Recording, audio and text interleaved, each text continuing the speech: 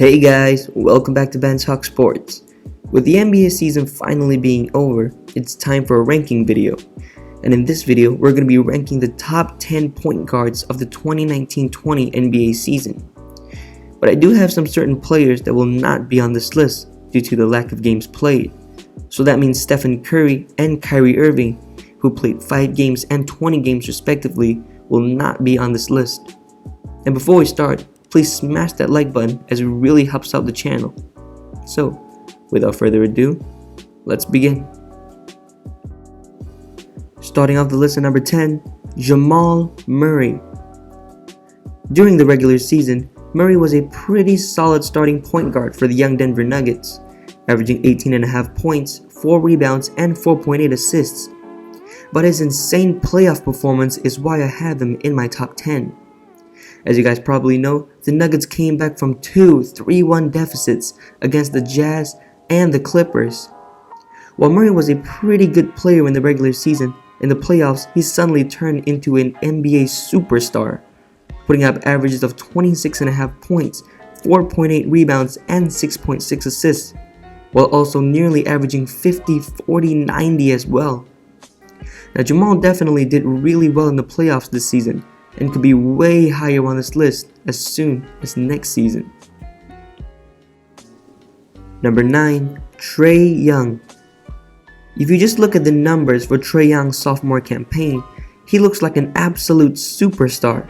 Not only is he an elite scorer, averaging nearly 30 points per game, but he is also an elite distributor as well, dishing out 9.3 assists per game, with a 45.6 assist percentage, which is near the top of the league.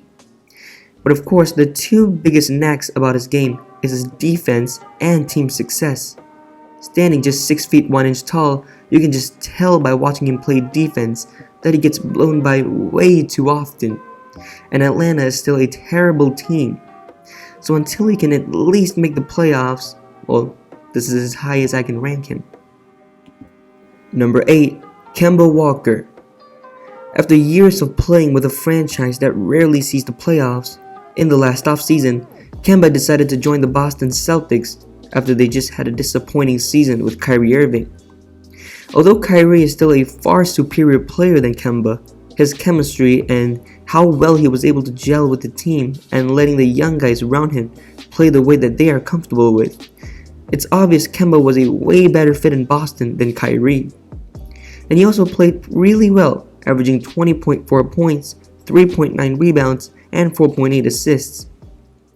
But the reason I couldn't rank Kemba any higher on this list is due to the fact that he was really inconsistent in the postseason. While still putting up nearly 20 a game, there were nights where he would just disappear on the court. But they did make the conference finals, and if Kemba played just a little bit better, who knows, maybe they would be the team in the finals. Number 7, Kyle Lowry. With the loss of Kawhi Leonard in the offseason, many people wrote the Raptors off as potential championship contenders. But the leadership and play of Lowry and their new all-star Pascal Siakam, the Raptors finished the shortened season winning 53 games and were the second seed in the Eastern Conference, with Lowry averaging 19.4 points, 5 rebounds, and 7.5 assists. But the Raptors' championship hopes were destroyed when they lost in the second round to the Boston Celtics.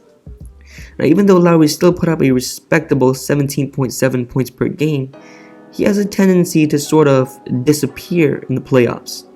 He didn't shoot particularly well from the field in the postseason, but in this stage of his career, his defense and his leadership are far more important than his scoring.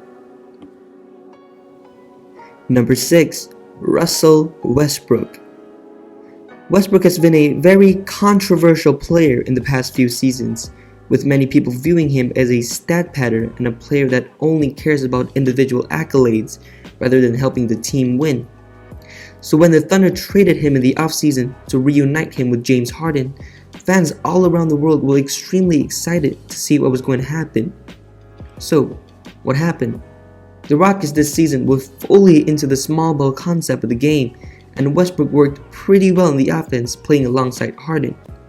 But when the Rockets traded away Clint Capella, it opened up the paint for Westbrook, as they now were fully committed into playing micro ball. Westbrook's stats when the calendar year turned 2020 were absolutely amazing, as he averaged over 30 points per game, over 7 rebounds and 7 assists per game. But the most shocking thing is his efficiency, as he shot over 50% from the field and cutting his 3-point attempts down to just 2.4 per game.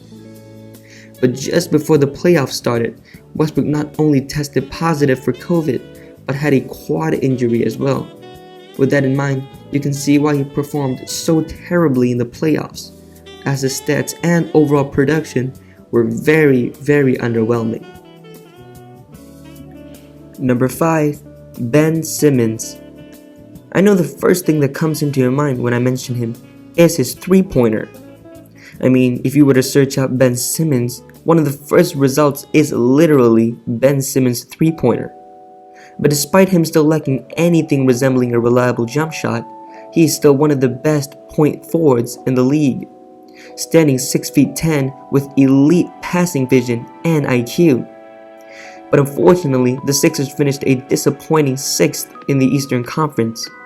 But Ben himself still put up great numbers, and he was even in contention of winning Defensive Player of the Year, as he led the entire league in steals with 2.1 per game. But his absence in the playoffs proved to be detrimental to the team, as they got swept in the first round by the Celtics. But hopefully, Ben can come back next season with a jump shot and finally lead the Sixers deeper into the playoffs. Otherwise, I think either him or Embiid is going to be traded. Number 4. Chris Paul. After CP was traded to Oklahoma in the offseason, people immediately wrote them off as a potential playoff team and would be headed straight to the lottery, evident by the fact that ESPN gave them just a 0.2% chance of making the playoffs. But Chris Paul showed all of us this season that he is still the point god. Although his box score numbers don't necessarily jump out at you, he has been extremely efficient with his shots, as he shot nearly 50% from the field and 90% from the free throw line. He also posted his second highest true shooting percentage of his career at 61%.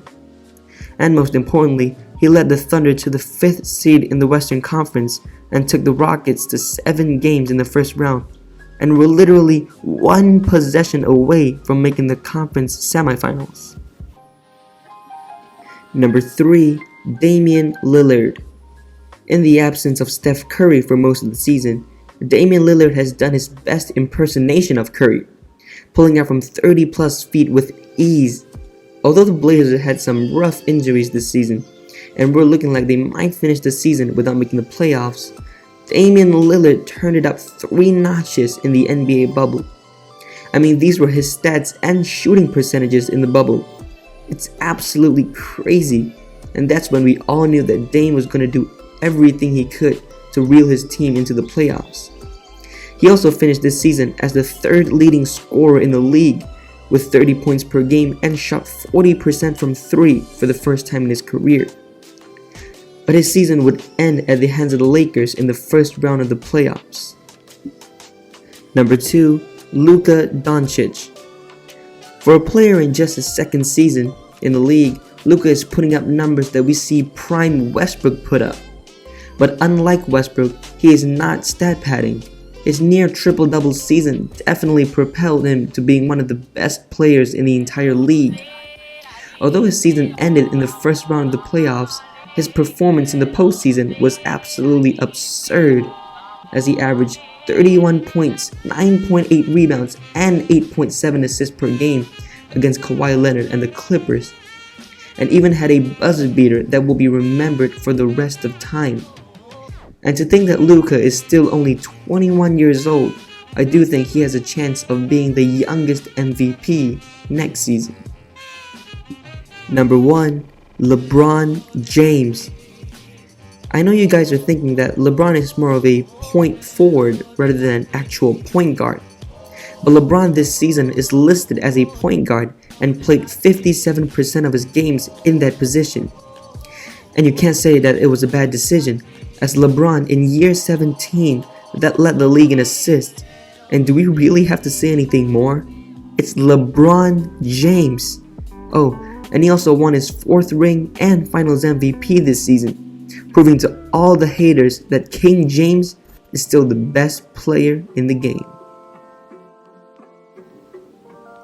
So that's my list of the top 10 point guards in the NBA during the 2019-20 NBA season. Let me know in the comments down below if you agree or disagree with this list, and also let me know who do you think will be the best point guard next season. So with that being said, thank you guys very much for watching. If you liked it, smash that like button and subscribe as I upload new videos every single week. And thanks for watching.